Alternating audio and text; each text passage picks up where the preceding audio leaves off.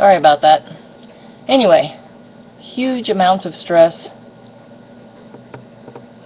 a whole upheaval of my life. I gained some weight. I gained a lot of weight. Honestly, I went from 183 to 218 January 1st. So that's I don't even want to add up them numbers. Spent January trying out a new diet. I couldn't wrap my head around doing an HCG diet round. There was just too much going on, too much new, too much stress. We're in a rental house. We have to deal with, just, can you imagine moving from a city that you've only ever known to shooing cows out of your yard in the morning? I literally live in the middle of nowhere. I mean, I can do a 360 around my house and not see another house. There is one, but it's unlit. It's abandoned. It's old. Nobody lives there. So, very big change. And I'm just now getting around to liking where I live and all the changes and everything. We live so far from anywhere that I literally do not leave the house and leave the yard except on Saturdays to, go run errands and go grocery shopping and stuff. So, very big change in my life. Anyway, I'm better about it now. I'm actually enjoying a lot of, aspects of it, the privacy and you can go outside and shout all you want and nobody's going to call the police. So, big upheaval. Couldn't wrap my head around doing an HCG round in January, even though I always diet in January. It's like the best month because it's after all the holidays. There are no birthdays in my family in January. Nothing. I tried to do a diet called the Wonder Slim diet, which is loosely based on the MetaFast diet, which is too expensive for me. And you basically eat portion-controlled things you buy, and you eat up to 7 times a day, and they're high protein, even though they're higher carb than typical snack foods like, a breakfast bar or something. These bars were higher protein and lower carb. They still weren't low enough carb. I did it for, I can't even remember now, 2 or 3 weeks. I starved the whole time. Even though you eat every 2 to 3 hours, I was so hungry.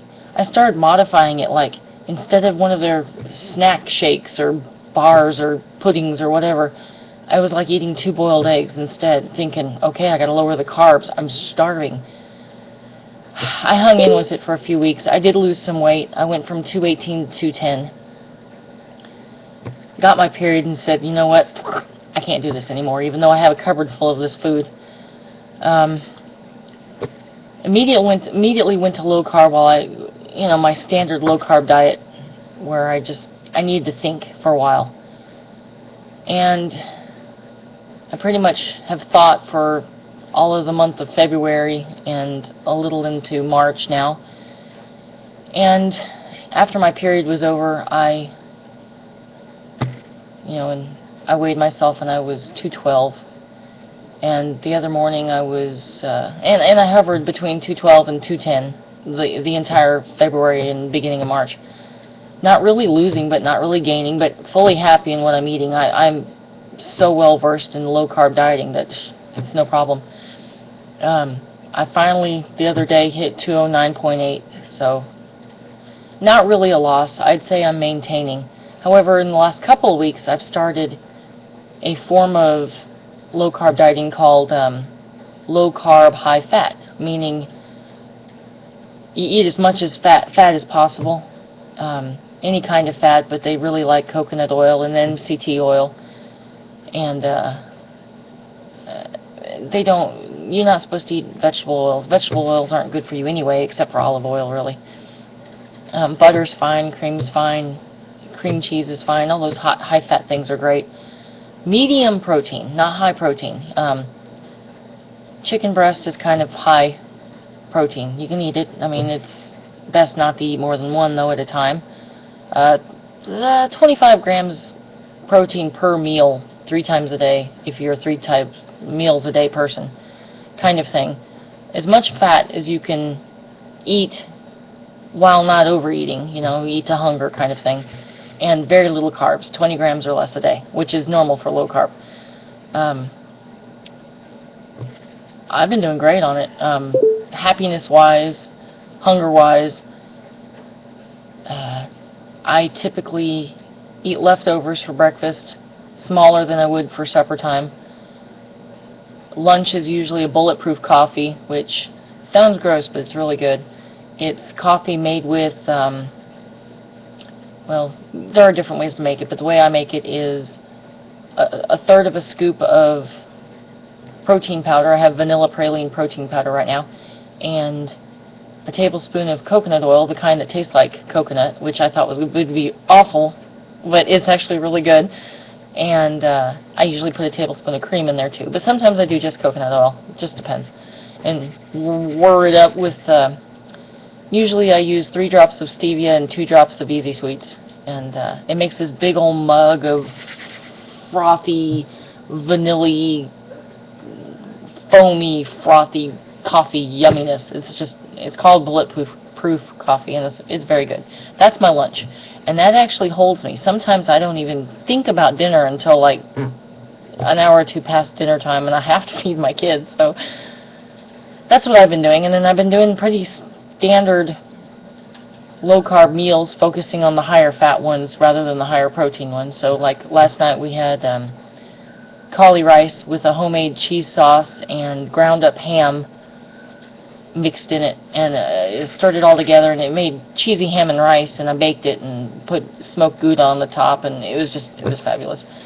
That kind of thing. So that's where I am right now. I wanted to tell you one thing, however.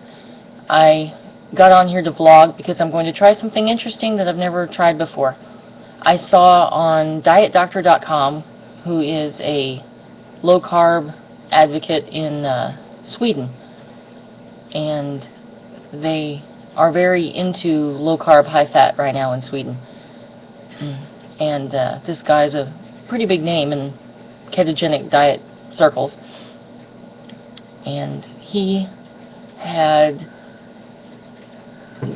done this test, I think after 2 months of a very, very highly ketogenic diet, which means very high-fat, low-carb. Your body makes what's called ketones, and that's how you know if you're in ketosis, you're doing it right. There are different ways to measure the ketones, but he was using a blood monitor, and he was also using a blood monitor for glucose, like diabetics use. And he was graphing these, and he was very solidly into a ketogenic diet with high ketone levels and very stable blood sugar, very low blood sugar, very stable. Not low, sick low, but low like, you should be seeing. Well, he did an experiment after 2 months of eating very clean. He drank a Pepsi Max, Diet Pepsi, and I believe the sweeteners were aspartame and Ace K. And he wanted to see what would happen to his graphs. And his blood sugar turned out to say about the same, pretty steady, which you would believe would happen with diet soft drinks. However, his ketones went from like a level of I believe it was 2 down to 0.5. And it stayed that way for, it didn't come back up until about 5 hours later. And now 0.5 is still, you're in ketosis. When you first start a ketogenic diet and you're going along, that's about the level you have. It's only when you are really gung-ho about eating high fat and super minimizing your carbs and watching your proteins where you're not eating too many, because you can actually turn protein your body can turn proteins into sugar if it needs to. So anyway, his ketones went down and it stayed down for 5 hours, and while it didn't knock him out of the diet or anything, it proves that something goes on when you eat or consume sweetener, at least these 2 sweeteners, on a ketogenic diet. So I've been kind of stalled. I've been 210, 212 for quite some time now, 6 weeks or so, I don't know. And I'd only recently, like 2 days ago, broke down and